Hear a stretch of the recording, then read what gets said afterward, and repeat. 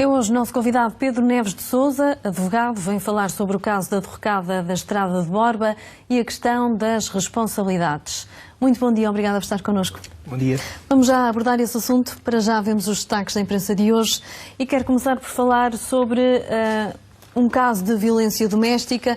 Estes casos têm sido notícia nos últimos dias e apontam-se falhas à Justiça e aos diferentes órgãos que lidam com estes casos. Por que é que decidiu destacar este assunto que vem hoje no Jornal de Notícias? Bom dia, muito obrigado pelo convite. Decidi destacar esta questão, em primeiro lugar, da violência doméstica, porque é um flagelo que tem afetado a sociedade.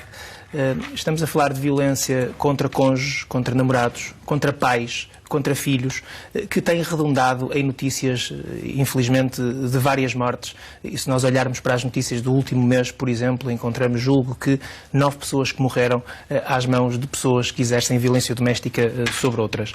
Nós vivemos em sociedade.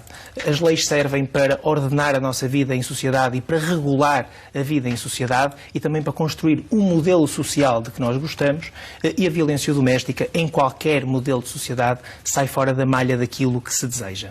A violência doméstica deve ser punida, severamente punida, e esta sentença que hoje está descrita aqui no Jornal de Notícias diz-nos que, para além da pena de prisão de 2 anos e 2 meses, a senhora magistrada dos Juízes Criminais do Porto decidiu também aplicar uma sanção acessória, algo que está previsto no regime jurídico, mas que não é muito habitual nas decisões judiciais portuguesas neste tipo de casos.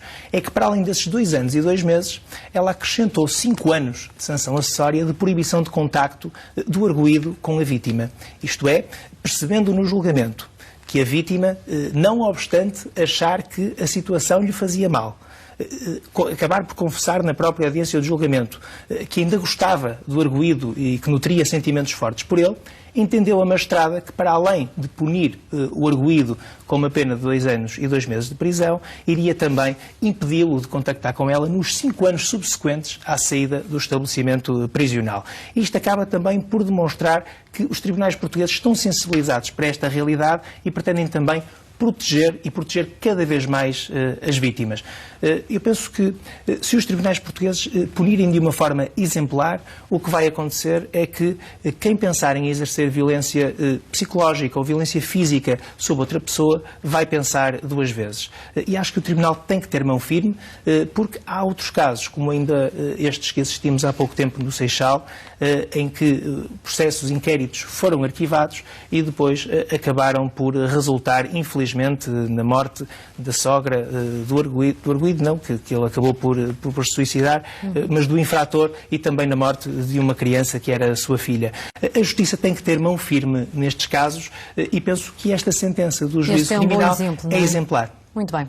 Falamos também do que vem hoje no Jornal Público e que está na ordem do dia. A Ordem dos Médicos quer aumentar os tempos das consultas das diversas especialidades, tempo mínimo de meia hora, pelo menos, na primeira consulta. Como é que vê esta medida? Eu penso que o tempo hoje é provavelmente um bem essencial e um bem muito importante.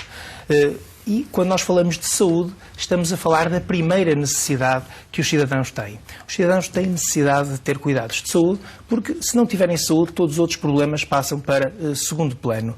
Neste caso, quando nós lemos uma notícia em que há médicos de família que despacham, e o termo mais correto será esse, despacham 40 consultas de manhã, onde se marcam 10, 15 consultas para a mesma hora, onde não há dignidade nem de quem exerce a profissão, nem dos próprios utentes que se dirigem aos centros de saúde ou aos hospitais, algo tem que mudar.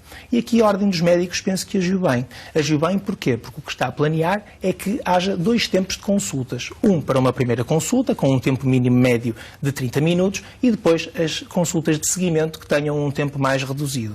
Se nós falarmos com qualquer médico, ele diz-nos que não são apenas, os diagnósticos não são apenas feitos com exames médicos, são feitos muitas vezes ouvindo a história da pessoa, o que ela faz durante o dia, e, portanto, é fundamental que haja tempo.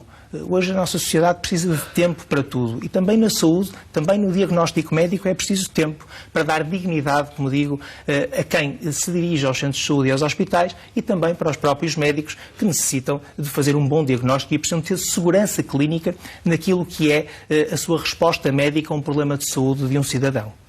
Portanto, está em causa a qualidade da medicina, que aumenta se também for, se aumentar o tempo de consulta, mas para isso será necessário também reduzir as listas de utentes por médico de família. É verdade, o que significa que vão ser necessários mais médicos, mais recursos humanos. O que sucede aqui é que, pelo facto de não haver poucos recursos humanos, nós não podemos diminuir a qualidade daquilo que é o acesso à saúde e a qualidade do diagnóstico médico que é feito por parte dos profissionais de saúde. Muito bem. Quero falar ainda sobre o congresso do novo partido, Aliança, fundado por Pedro Santana Lopes. Santana Lopes, que fez críticas ao governo de esquerda, aos partidos à esquerda, numa espécie, no fundo fez oposição àquela que considera que o PSD não está a fazer. Por que é que decidiu destacar também este assunto? Eu destaquei o Congresso da Aliança numa perspectiva geral daquilo que é o xadrez político nacional. Porque é curioso, em Portugal, onde houve uma certa estabilidade naqueles que eram os partidos portugueses, verificarmos que nos últimos tempos surgiram, nomeadamente no centro-direita, novas forças políticas, como seja o caso da Aliança, que fez o primeiro congresso agora em Évora este fim de semana, o caso do Chega, que também já entregou as assinaturas no Tribunal Constitucional, o caso da Democracia 21 e também o caso da Iniciativa Liberal. Isto é, nós temos no centro-direita, que se vão apresentar a votos, e como sabemos temos 3 eleições este ano, vão ser apresentar a votos novas forças políticas à direita, e é engraçado ver esta dinâmica no centro-direita e perceber qual vai ser o resultado eleitoral e qual é o impacto que isto vai ter, nomeadamente naquele que é o eleitorado tradicional de centro-direita, que por regra depositava o seu voto ora no PSD, ora no CDS. E é curioso ver o impacto, nomeadamente, do Aliança, porque é quem tem o líder mais conhecido. Aliás, se nós olhamos para as capas de jornais, verificamos que Santana Lopes é quase chamado à primeira página de todos os jornais, e Santana Lopes chama frente de esquerda aquilo que outros chamam geringonça, faz uma proposta, curiosamente, também ao nível da saúde, interessante e que vem ocupar um espaço político que ninguém ocupou, que é dizer, vamos fazer com que os cidadãos possam ter todos um seguro de saúde e possam aceder ao privado, tal como acedem ao Serviço Nacional de Saúde, e lá está, pode ser uma resposta para o problema, por exemplo, que falávamos há pouco, mas com algumas ideias originais. Muito embora seja um partido liberal, digamos, na economia, parece ser conservador nos costumes e sem medo de ser conservador nos costumes, sem medo de dizer que é de direita, e tentando ombrear também com aquilo que é a esquerda, dizendo a esquerda afirma-se com as suas ideias, a direita não pode ter medo de se afirmar com as suas próprias ideias. E penso que Santana vem aqui baralhar um bocadinho aquilo que é, digamos, o xadrez político nacional em ano eleitoral.